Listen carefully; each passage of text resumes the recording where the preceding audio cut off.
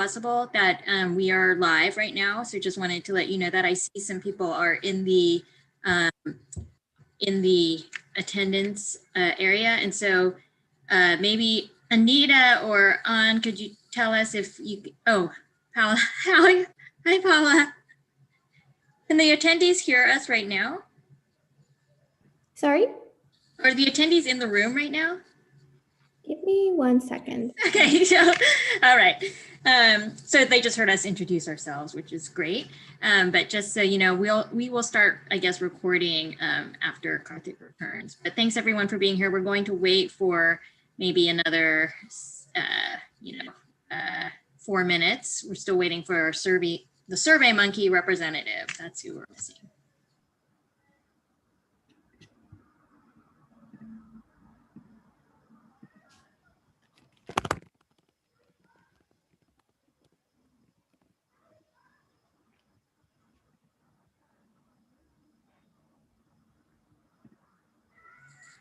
Paula, it's nice to finally see you. I've never met you before, but had a lot of interactions with you. So thanks for helping us set this up.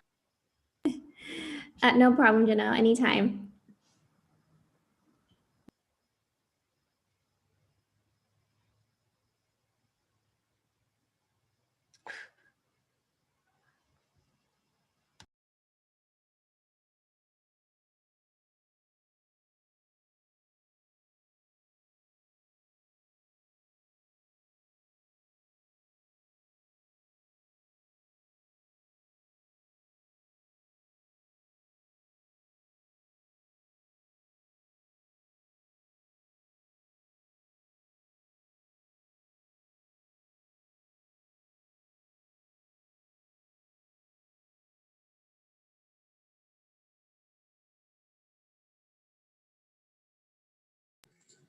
Hi, Laura. Just to let you know, we are already live, so panelists can hear us, but I just wanted to say hello, and maybe you could just quickly introduce yourselves to the other panelists. I'll also send you directly the run of show. Okay, great. Thank you. Hi, everyone. I'm Laura Ronski. I'm on our research team at SurveyMonkey. So I worked with Janelle and Karthik to set this up and get us rolling over the past week or so. But very, very pleased to join this group, and I'm excited to go over all the results.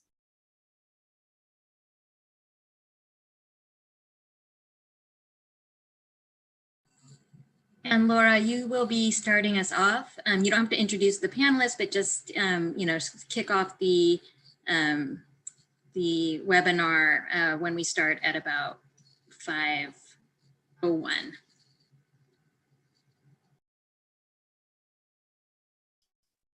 Sounds great. So should I,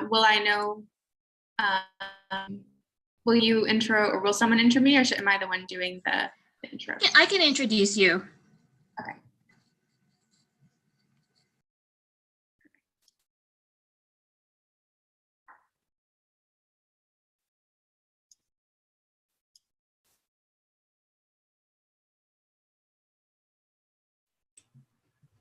Okay.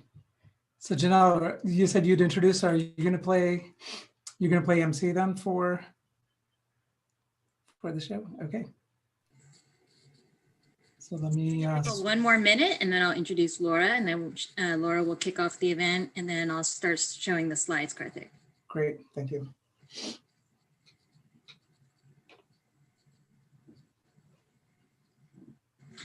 And Paula, can we start recording? Oh, I'll just do that. Yeah, I can do that. Okay.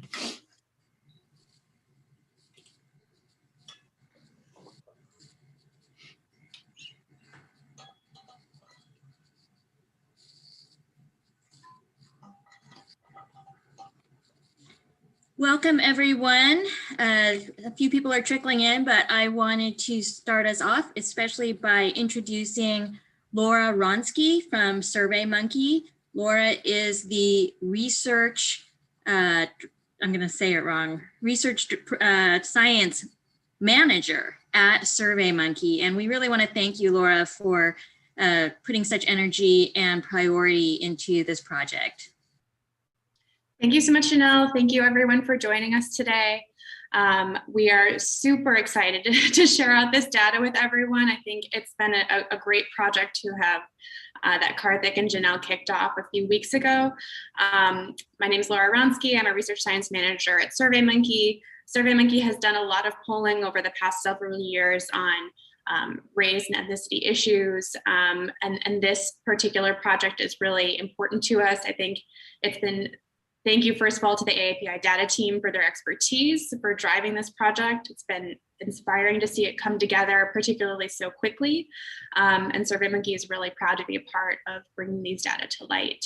I think what's unique about this project, and we can get into that in a little bit, is just the scale that we were able to provide here. We received more than 16,000 responses in less than a week with an oversample of the Asian American Pacific Islander population in the US.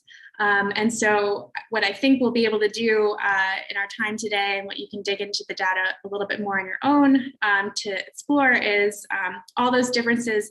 We often group Asians into an other category, and which, you know, from the, right off the bat, we can see in this data that the experiences that that this community is experiencing every day really do, there's some things that tie everyone together, but it's important to look at the different characteristics for each subgroup as well. And so we're able to do that with this data set in a way that oftentimes is overlooked, or oftentimes just isn't possible with a smaller scale survey. I think I'll open it up for Janelle and Karthik to add in their feedback and initial thoughts, and introduce the other panelists. Great, thank you, Laura. Well, I think what I'll just do on behalf of the API Data team is just to express my deep gratitude to the SurveyMonkey team, and that goes from the senior leadership all the way down. We were just really inspired. I'll say that when we reached out, it was you know, it was the day after the killings in Atlanta, and I remember having a very early morning phone call with Janelle. And we were talking about the need to have timely data on this, and we're racking our brains in terms of, you know, how we could do this quickly. And we were just very fortunate for the team at SurveyMonkey, who had already reached out about a month prior to say that we should start exploring some collaboration possibilities.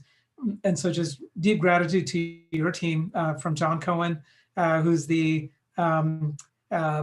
what's his title? He's like the senior research officer. Yeah, he's our chief research officer. Mm-hmm. Yeah. And Antoine Andrews is our fresh in the job, brand new chief diversity and inclusion officer.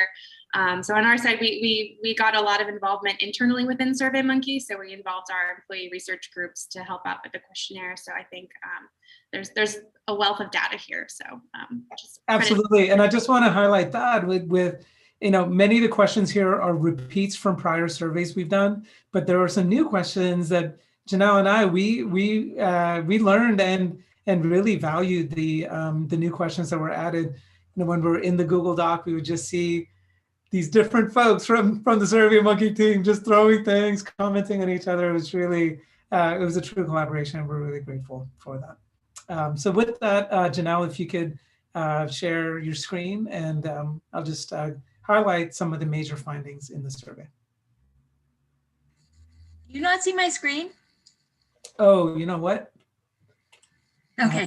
I have to open up, I think it's in a different window. My apologies. Okay, so as Karthik is doing that, I will just introduce the other panelists. So Karthik Ramakrishnan from AAPI Data, the founder and director of AAPI Data, will be presenting some of the key findings, and then he will be followed by a community commentary by Manju Kulkarni, Executive Director of AP3Con.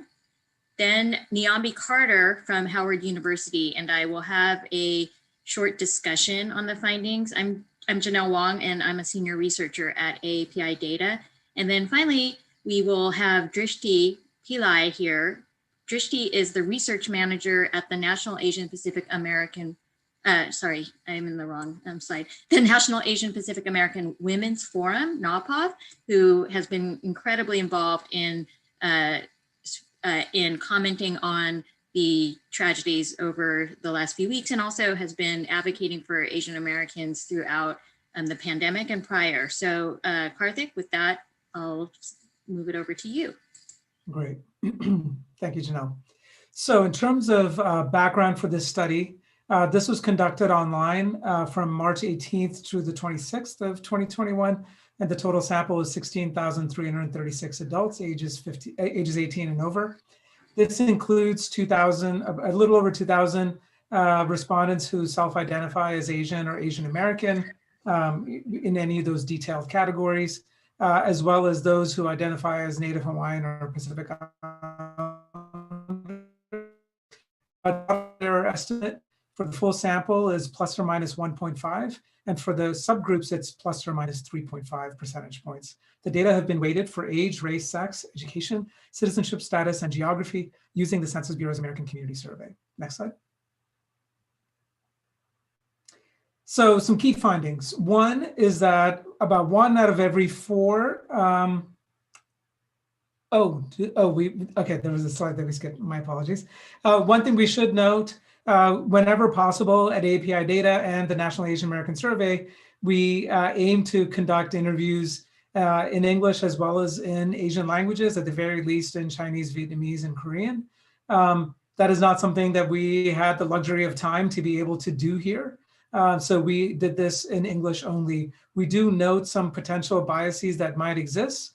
So for instance, when we looked at the National Asian American Survey in 2016, that was a telephone survey that had English as well as Asian language respondents. The English language respondents in that survey were likely to report higher levels of hate crimes and discrimination than those who took it in an Asian language. So if there's any concern that what we're presenting here are underreports of incidents, it's very unlikely. If anything, it's likely an overreport of discrimination, because generally we find that the native-born and English-dominant respondents are more likely to name things as discrimination and to self-report experiences with discrimination. That said, the majority of the Asian American sample reported speaking a language other than English in their homes. Next slide. So some key findings from the study. So the top lines, 1 out of every 4 Asian Americans and Pacific Islanders. We actually have the data separate for Asian Americans as well as Native Hawaiians and other Pacific Islanders. And they're roughly the same. It's 27% for Asian Americans, 24% for Pacific Islanders. It's within the margin of error. When we look more closely at 2021, 1 out of every 10 Asian Americans and Pacific Islander adults, and it is the same for both populations, have experienced hate crimes and hate incidents. And these rates are higher than the national average of 6%. Next slide. Other key findings, so part of what is likely driving this increase in hate incidents for Asian Americans and Pacific Islanders in particular is this presumed foreigner status. As we'll show later on, when it comes to other racial groups, there are likely other stereotypes that are driving hate incidents, which are also similarly prevalent for other communities of color. But for Asian Americans and Pacific Islanders, it is that presumed foreigner status, which is reflected in this question, in people saying yes to having people asking where you're from, assuming that it's not from the United States. Also being encouraged to Americanize or whiten your name. We also find that Pacific Islanders and Asian Americans are also more likely than the national average and non-Hispanic whites to have people intentionally mispronounce their name. Next slide. Now, as I said before, in 2021, what our data show are that Asian Americans and Pacific Islanders are similar to other communities of color, including Native Americans and Black respondents, as well as Latino respondents. So Latino respondents, their experiences with hate incidents is a little bit lower at 7%, but it's within that margin of error when you look at the Asian American and Pacific Islander populations. Asian Americans overall, however, note lower levels of discrimination in other venues, including housing, the criminal justice system, employment, and education when compared to Black respondents and other non-white groups. Next slide. So just to go into these in detail, you can find these on our blog, as well as on the blog of SurveyMonkey that has these findings in greater detail. You also can play around with the data via SurveyMonkey in partnership with Tableau. So first, the question of, have you ever been a victim of a hate crime? That is, and we defined this in our study, and this replicates a question that we asked in the National Asian American Survey in 2016. And we define it as, have you ever had someone verbally or physically abuse you or damage your property specifically because of your race or ethnicity?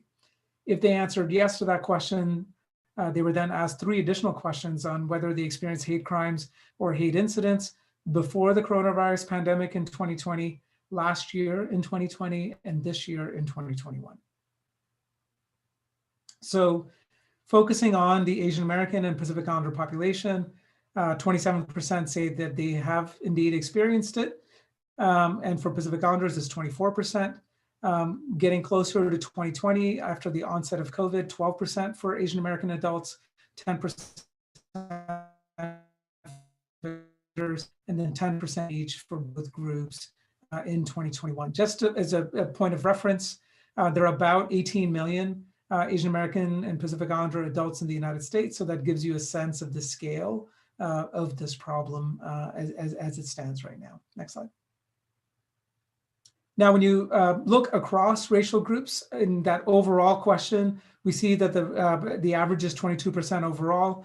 It is highest among multiracial and Black respondents in the survey. And then you have Asian Americans and Latinos below that, and Native Americans and Pacific Islanders all within that margin of error. And then you have white respondents, 17% of whom say yes to that question. In terms of 2021, what you see is a kind of equalization across groups. So the big finding here is that when you look at Native American, Pacific Islander, Asian American, multiracial, and Black populations, all of them have experienced similar rates of hate crimes or hate incidents. Next slide. Now, beyond actual experiences, we also asked about worry about different issues, including being a victim of a hate crime. We see that the highest level of worry is among Black respondents, and then followed by Pacific Islanders and Asian Americans, and then trailing off after that. Now, when it comes to level of comfort in terms of reporting hate crimes to law enforcement authorities, one of the things we'll talk about more in the discussion with community partners is not only what the self-reported experience in a survey context look like, but what reluctance to report might do in terms of the gap between experiencing these various acts and reporting it either to community hotlines or to law enforcement authorities. When it comes to law enforcement authorities, just 1 second, Janelle, to the previous slide, note that white respondents show the greatest level of comfort, highest to say that they'd be very comfortable. Then it goes down from there. Asian Americans are the lowest. Only 30% of Asian American adults say that they would feel very comfortable reporting a hate crime to law enforcement authorities. Next slide. Now, there are different reasons for that. Some of them include bringing unwanted attention to themselves or their families. Asian Americans and Latinos are similar here. Next slide. There's also the fear of being attacked again.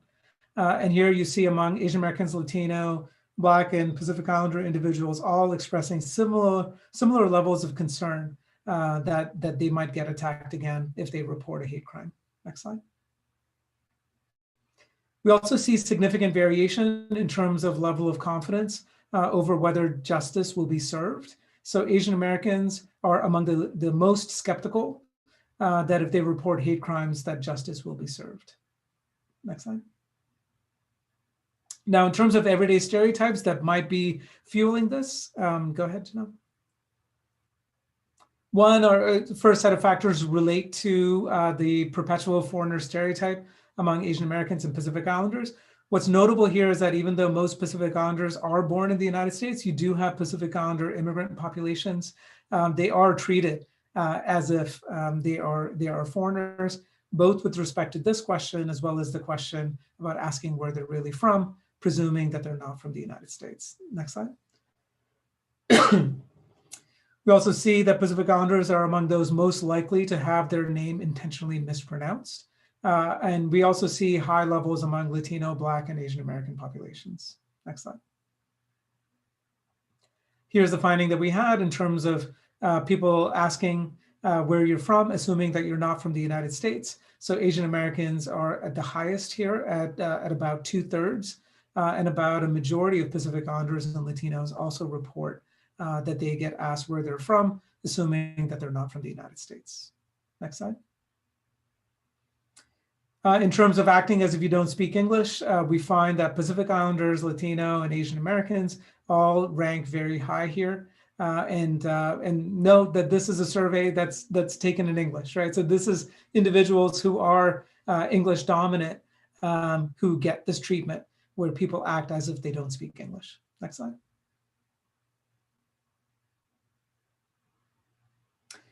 And then there are other sets of stereotypes that have arguably even more serious consequences. So the stereotype of Black criminality remains strong. So if people acted as if they're afraid of you is extremely high among Black respondents who report that people have acted that way. And it's low among Asian American and white populations. Next slide. Whether people act as if you're dishonest. By the way, when people act as if they're afraid of you, Pacific Islanders also ranked high on that score, and that's true here as well. Black and Pacific Islander populations rank high on reporting that people have acted as if they are dishonest, whereas Asian American and white populations rank pretty low on this score. Next slide. When it comes to acts of discrimination, we find some significant variations. So going beyond the hate crime data, when you look at respondents reporting that they've been unfairly stopped, searched, questioned, physically threatened, or abused by the police, this is data that's been replicated from the 2016 National Asian American Survey. We find that Black respondents are the highest to report yes to that question, followed by multiracial and Native American and Pacific Islander population, and then it tails off. Notably, Asian Americans have reported the least. Now, this is aggregated. When you go to the website, you will see disaggregation across the largest Asian American groups. You also see disaggregation by gender and by age, and you do see variation in the Asian category on those measures. Next slide. Now, housing discrimination, this is the way we asked it in the NAS 2016 as well. Have you ever been unfairly prevented from moving into a neighborhood because a landlord or a realtor refused to sell or rent you or a house or apartment? We see Black and Pacific Islander populations ranking highest here, Native American and Latino populations in the middle, and then Asian American white populations the least likely to report this kind of housing discrimination. We also have data on whether respondents have been unfairly denied a promotion. And again, we see some significant variation with Black and Native American populations at the top and white and Asian American populations towards the bottom. We also have findings in terms of whether people have been discouraged or encouraged to continue their education. Here we see that Pacific Islanders are at the top in terms of being unfairly discouraged by a teacher or advisor from continuing their education. Asian Americans are near the bottom. Next slide. Okay, so that's what I have in terms of my commentary. I'm gonna now turn it over to Manju Kulkarni, who will provide some additional commentary. Thanks so much, Karthik, and thank you and Janelle and AAPI Data for inviting me to join you all today. And I should just say at the outset, I'm a big fan of AAPI Data and have been following their work for quite a long time, as well as the National Asian American Survey, which is so important in terms of us really understanding the attitudes, perceptions, and experiences of our AAPI communities. Before I start, I want to just thank a couple of the folks and appreciate their attendance today, including two of our board members, Tavai Samuelu, who's vice president of our board, and Linda Akutagawa, who is a member of at large of the AppCon board of directors, and know that there are several others, including Daphne, Manisha, Ann, and Deepa, who are on today, who are colleagues and friends. So in terms of my first reactions, let me say that the data offered here today aligns very closely with what we are seeing at Stop AAPI Hate. And this is a collaborative that AppCon launched a year ago with Chinese for Affirmative Action and San Francisco State University. We began to see an emerging trend in February of 2020 of incidents against Asian American community members, really around COVID-19 and hate that was directed toward us. So we launched our online reporting center, and very quickly, within a few weeks, got several hundred incident reports. So as of end of February, we have over just under actually 4,000 from all 50 states in the District of Columbia. So my first reaction is when I see that 27% of our community members have experienced something in their lifetimes, that's obviously very concerning. And 10% just in 2020, and the same numbers in 2021. I think this follows what we've also seen from other survey outlets, including the California Health Interview Survey, which found it was about 7% in California. Pew, of course, has reported similarly high numbers, as well as the Center for Integrity around an Ipsos poll. So that's an interesting finding. One thing that I think we want to look more into is, of course, the Pacific Islander numbers. So at Stop AAPI Hate, we've gotten relatively low numbers, but we have received incident reports and are in conversation with leaders in the PI community around what's going on, what's happening, what we have seen in terms of the handful of cases we've received is that they're very similar to what Asian Americans are reporting. Also, in terms of even the comments that are made in those hate incidents, essentially go back to your country, you're a COVID carrier, you're dirty, you're filthy, don't speak your language, et cetera, which are sadly very common among the reports that we've received. A second point or reaction that I have is around the question of hate crime. So what we are looking at Stop AAPI Hate is the differentiation of hate incidents and hate crimes. And I think one thing I would love to explore moving further is whether people understand that distinction, and if it enables us to really get to the heart of the problem. With my former civil rights attorney hat on, I will say that, of course, there are significant differences, and they help us understand too what solutions are moving forward. So certainly in the category of physical attacks, typically battery, rape, homicide, those are in fact crimes with an underlying criminal element. Assault is sometimes, not always, and actually in many cases, verbal attacks are not in any way criminalized because of our free speech laws. But when in conjunction with civil rights violations like workplace discrimination, discrimination in housing, as well as in public accommodations, that's grocery stores, pharmacies, big box retail, those are civil violations.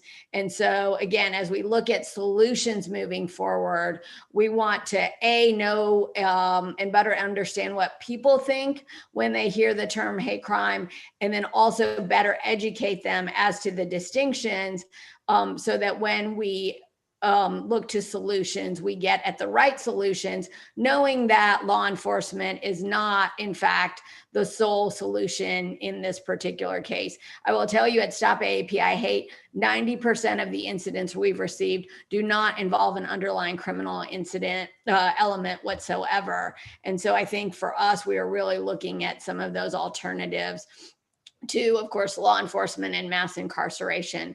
A few other quick points. I love the fact that this is opening up the dialogue around, ways in which people have been otherized. So, not only on your survey, but also we see on Twitter and other places, questions we've been asked, how we, whether we speak English. Sadly, I can report even my own children who are born in the United States have been asked, where are you from? So now they're essentially second or third generation, and that seems to make no difference just because of their skin color.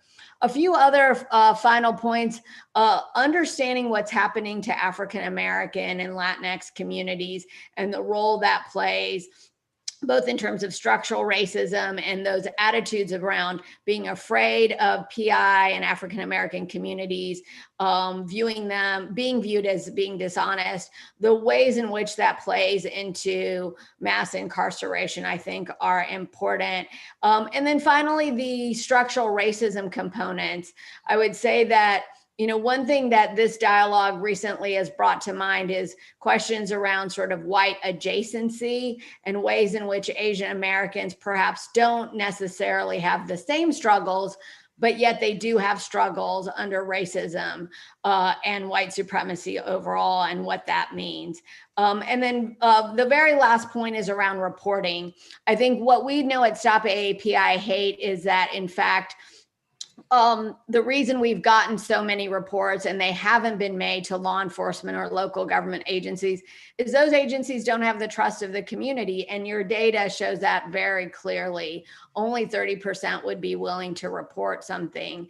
That's partly because of language barriers, but also back to the issue of trust, which is, we know from public charge, we know from immigration enforcement and other similar activities by law enforcement, that the trust in the community is not there. And sadly, with Atlanta, we also see that even where there may be a definite hate crime, what happens? We have a real sort of exoneration at the microphone by law enforcement of the perpetrator, giving alternative or exculpatory explanations.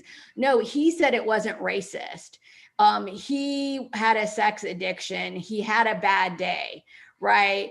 And I will tell you, at the rally I was at in Koreatown on Saturday, a number of people said, F your bad day, because it's simply not the right way. It's not an appropriate response to what is happening to our communities. And the fact that individuals are standing up to this really heartens me and heartens us moving forward in terms of Thank you so much. Thank you so much, Amaju, and for all of those important points. And I just wanted to move to also this other topic that is related to what you were just speaking about, this kind of shared experience, but also distinct experiences. So one of the things that the data show are that Asian Americans, Latinx, Black Americans, Pacific Islanders, all non-white groups share a certain kind of experience and othering in the US, and yet there are some really significant differences that I don't think we can overlook. And they really dovetail with, I think, this kind of conversation we're having about, street crime is in the news, George Floyd's, the trial for George Floyd's killer is happening this week. And so I want to invite Dr. Carter to just be in conversation with me about this. And maybe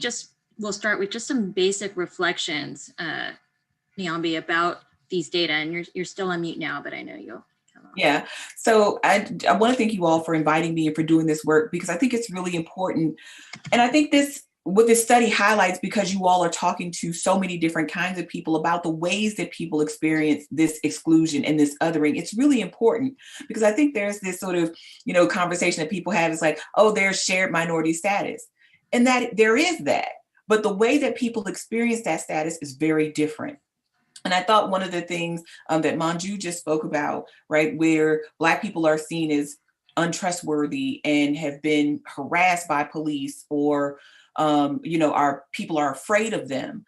I think is one of the ways that sort of Black people experience that exclusion. And then you have, you know, the Asian community on the other hand, who are talking about things like people thinking of them as foreigners, or assuming they can't speak English well, or assuming that you know, they're somehow different, right, before even speaking to them, but then fare very well in these other domains, like in housing, like in education, like in employment.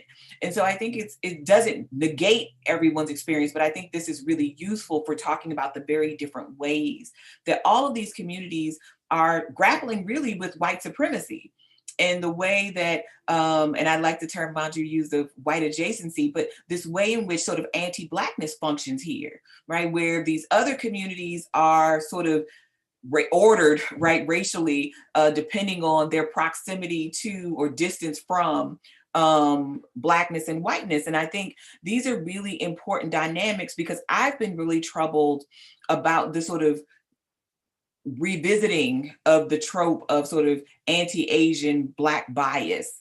And in a lot of these cases, it seems to me at least, that much of what is happening here are crimes of opportunity, perhaps crimes of proximity. Like I'm likely to be, if I am ever a victim of a crime, I hope not to be assaulted by someone who looks like me, because I live in a Black community. And that's where people tend to commit crimes, where they live or in proximity to where they live. And I'm really troubled by that, because we don't then have the same conversation on the other end, right? Where we talk about, you know, Robert Aaron Long as an isolated incident, right? He is not part of a sort of larger sort of sense of fear that Asian people should have about whites, even though there's far more historical evidence and contemporary evidence that they are likely to be the perpetrators of the violence that those communities face.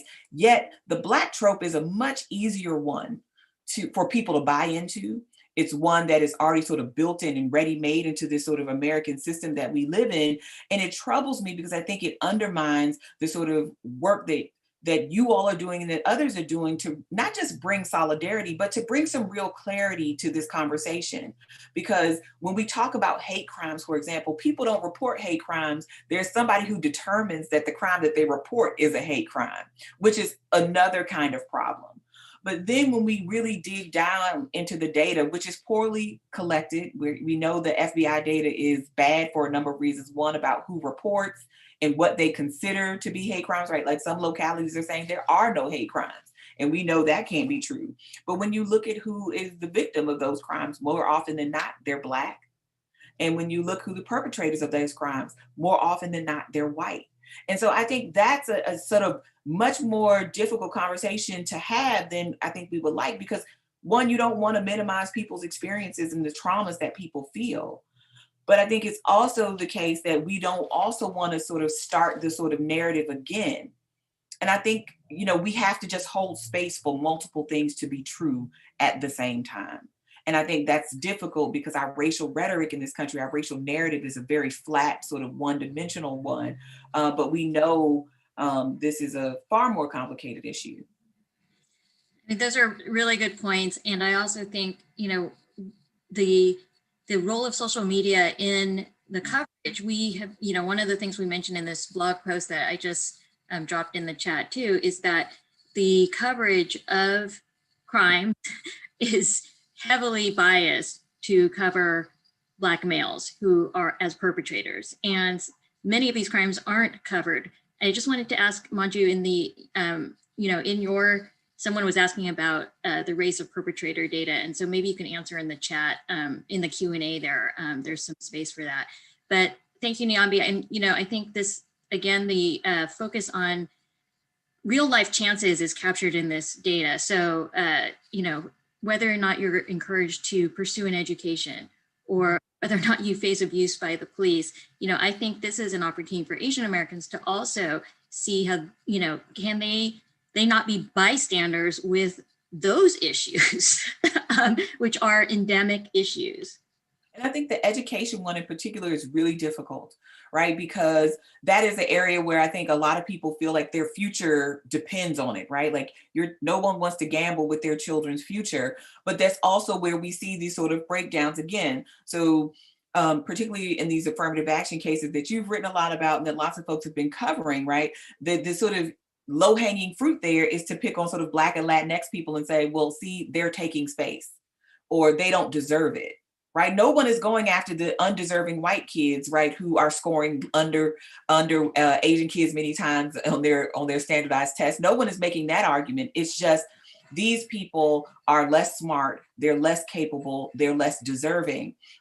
And I think there's something there that we need to excavate about that, right? Because Black people become the canard for lots of kinds of things, right? And then I think, Asian Americans sometimes are used as a cudgel because it's easy. It's like, well, this can't be racist, right? Because it's the Asian people who are bringing this lawsuit. This can't be racist. But when you look who is behind sort of orchestrating some of this, it's like, oh, they just found a different face to sort of bring cover to this racism. Because really a lot of these conversations, I'm sorry. No, that's okay. I'm being oh no, we have to be. We appreciate that so much, and we'll have a chance to circle back also, because I care about that issue a lot. I wanted to also give Drishti Pillai a chance to weigh in from NAPOF's perspective also. Thank you, Janelle, and thank you to the AAPI data team and the SurveyMonkey team for, first of all, collecting these data. As we talked about, there is so little data out there to inform effective policymaking, and for really using these data to amplify the shared yet unique experiences in which minorities experience hate and discrimination. And at NAPOF, we focus specifically on Asian American and Pacific Islander women and girls. We try to build power among the community through legislative efforts, advocacy, grassroots movements, and these kinds of data are much needed. Two of our priorities at NAPOF in terms of data and research are the need for disaggregated data for the AAPI community and the need to look at the intersection of multiple factors, race, gender, country of origin, that play into exacerbating a lot of these these hate crimes and anti-AAPI racism experiences. So yeah, like your data showed, and I did take a deeper look on the website, there are all these disparities even within the AAPI community. There are varying rates at which hate crimes are experienced. There are different ways through which hate is experienced. For example, for Pacific Islanders, housing discrimination, they were one of the most likely minority groups to experience housing discrimination, whereas Asian Americans were one of the least likely. However, being considered a perpetual foreigner, you see Asian Americans as being highly likely. So it is really important that these data are put out there and that we keep taking a deeper look at these disaggregated numbers. And I want to really underscore the importance of intersectionality. The horrific mass shooting in Atlanta was a clear example of anti-AAPI hate intersecting with misogyny, intersecting with anti-immigrant sentiment. And it's something that I was able to see even in the data that were shared by you guys, where women, Asian American and Pacific Islander women, were 4 times more likely than AAPI men, to report that gender was a reason that they experienced hate. So we really see this. The data are telling a story. We are seeing this play out in real life. That race in itself is a very important factor, but so is gender. And yeah, we are very thankful for the work that AAPI data is doing to help us understand how this is playing out and gain a nuanced understanding of the different ways in which communities are experiencing hate, the intersectional ways in which individuals might be experiencing hate. And we recognize that this is a starting place and there is a lot more work that needs to be done to disentangle all these scenarios. Thank you so much. And there is a question in the Q&A about race of perpetrators. And even though Manjusha said that they do not collect those data through AAPI hate, I did hear Russell Jung, who is one of the initiators of Stop AAPI Hate, did say that the majority, I'm not sure where he got those data, but he said the majority, like 90% of the perpetrators were white. So maybe whoever asked that question, it's anonymous in the chat, could follow up with Professor Jung. All right, and Laura, I just wanted to also give you a chance to talk a little bit about for a second, the resource that you just put in the chat, which is this Tableau data exploration tool. Yeah, absolutely. So, well, first, thank you. Everything that has just been said is so enlightening. And I think part of our goal with this was to get the data out there and to get it into the hands of people like you who are experts in this topic and who can really speak to tying current events with this hard data that we're getting on this topic. So I think that's super valuable.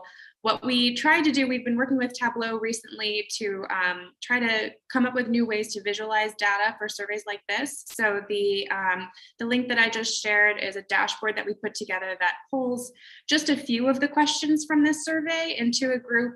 You can spotlight different race and ethnicity breakdowns. So the starting point, the default is to spotlight the Asian American responses, but you can change that to focus on Blacks or Hispanics or whichever group you choose. And then in the top left, you can look at the data on reported hate crimes for 2020 and 2021. The top right, you can look at the numbers on that question that I think Karthik or Janelle mentioned earlier on how comfortable people feel reporting when they're a victim of a hate crime, or how comfortable people would feel if they had to report that sort of situation.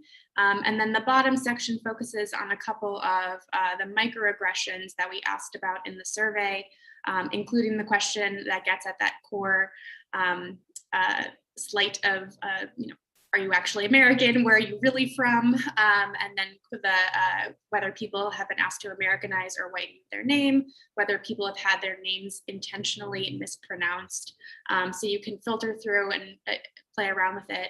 You can also break down the data to show the data within a particular racial group by gender, by income, by age, and then also for the Asian American population in particular, by those deeper subcategories. So by Southeast Asian, East Asian, and South Asian for those groups. So there's a lot of data there. I'm happy to answer any questions on that by email or any other form after this. Thank you so much. So this is a tremendous resource. The data we presented today can be accessed again through this source that Laura just put in the chat, and it can be disaggregated both by race and by sub-national origin groups within the Asian American population, by gender, and of course, I think it's really rich to have the Pacific Islander, Native American, Native Hawaiian data also disaggregated from the Asian American data. So thank you so much again, Laura. And Karthik, did you want to add a couple more thoughts here?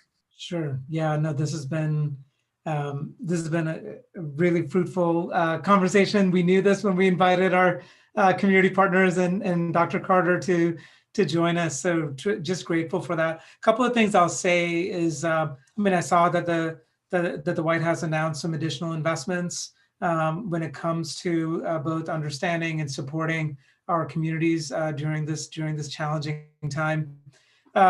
There are some things in here that will require some deeper digging. So in a blog post that my colleague Jennifer Lee, professor at Columbia, and I are going to be putting out later this week, we actually find higher levels of reported experiences among the native-born than the foreign-born. Now, that's not what we see on constant repeat, right, in these different videos. It's not to deny the importance and the validity of all of these other things going on, but what does that look like when we think about a native-born and a younger population? We find higher levels of reports, especially among those age 18 to 25. Now, what is that? How should we be thinking about that? And what can we do to make sure that we're serving all of our AAPI communities, right, by nativity, by age, and also by gender? So one of the things in Stop AAPI Hate, in that community hotline, you see a very high proportion of women that are reporting compared to men. And what Drishti said is a point very well taken when you have the layers on top of it, that it might actually be a kind of dramatically higher level of distress that prompts people to do that. But what can we also do to make sure to the extent that there are some of these gendered stereotypes where men don't feel like they should be reporting on some of these things, or feel uncomfortable doing so for various reasons, how can we empower all of our communities, and not just Asian American and HPI communities, but all communities of color to feel empowered and to know.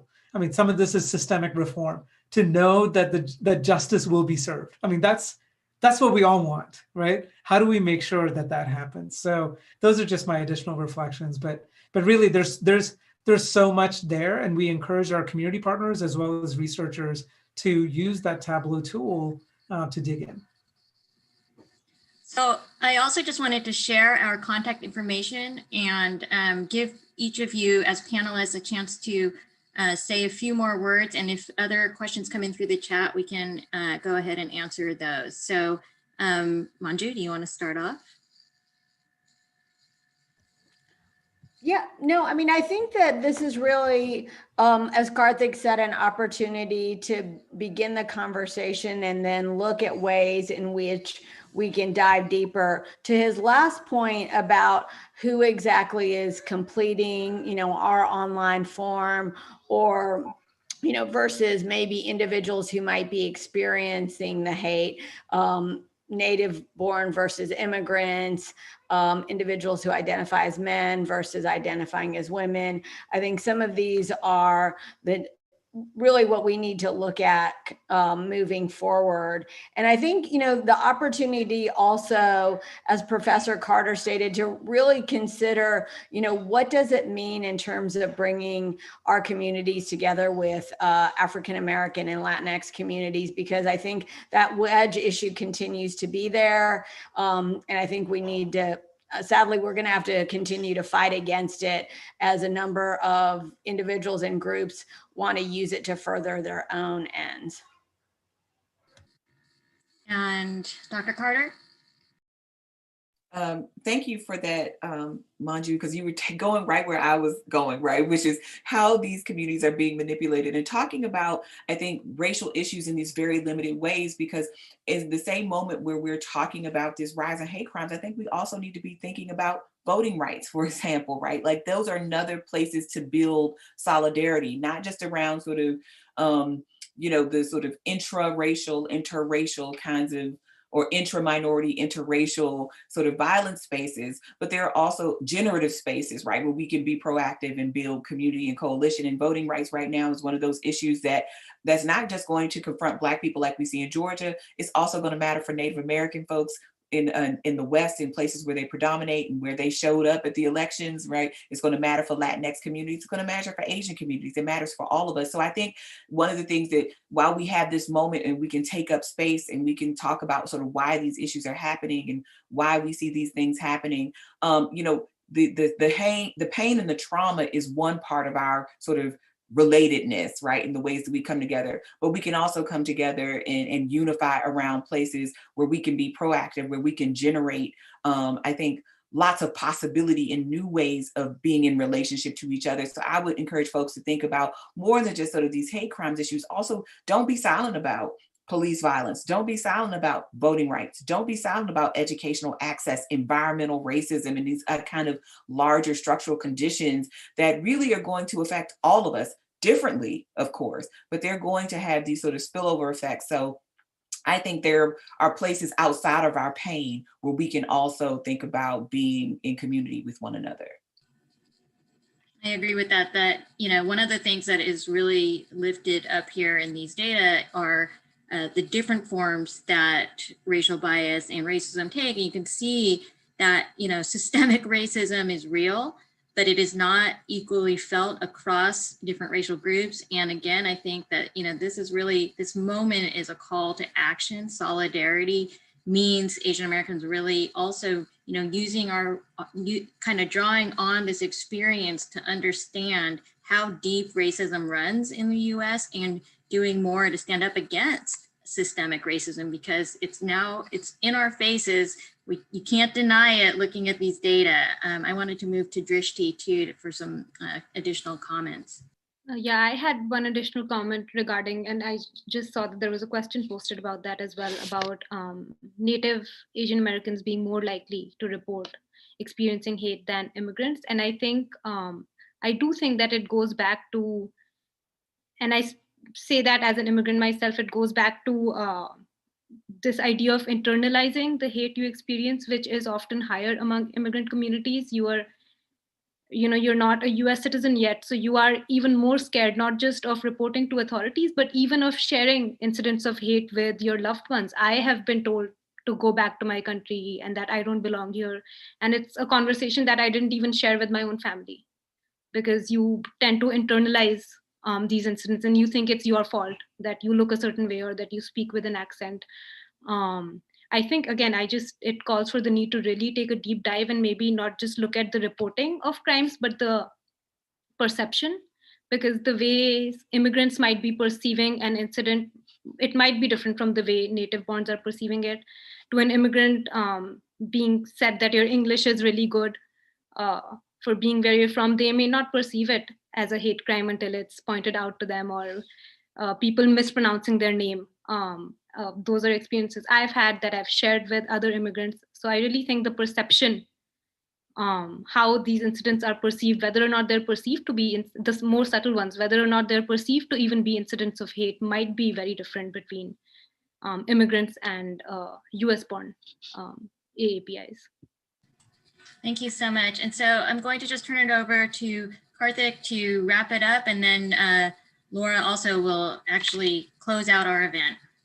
Great, thank you. And I think, and to the extent that additional questions come in, we'll handle those as well. So in terms of, to what Drissy said, I mean, we found consistently over time, not only in these hate data, but experiences of discrimination and microaggressions, that the native born are more likely to name it as such, or at the very least, we observe higher rates. So I think part of that is for all of the kind of precarious status that you flagged, as well as kind of in some ways kind of making sense of something, right? As something that is unjust, not just something that is bad luck or just part of what it means to be an immigrant in America. So that's something that's quite deep. Oh, sorry, there is a question in the chat that I just wanted to get to before, because someone asked about how the Native Hawaiian Pacific Islander category was defined in terms of everyone self-identifies in these data. However, how do we categorize them? And maybe Karthik or Laura, you could speak about, how people who were Native Hawaiian, who identified as Native Hawaiian or Pacific Islander and another group, how were they categorized?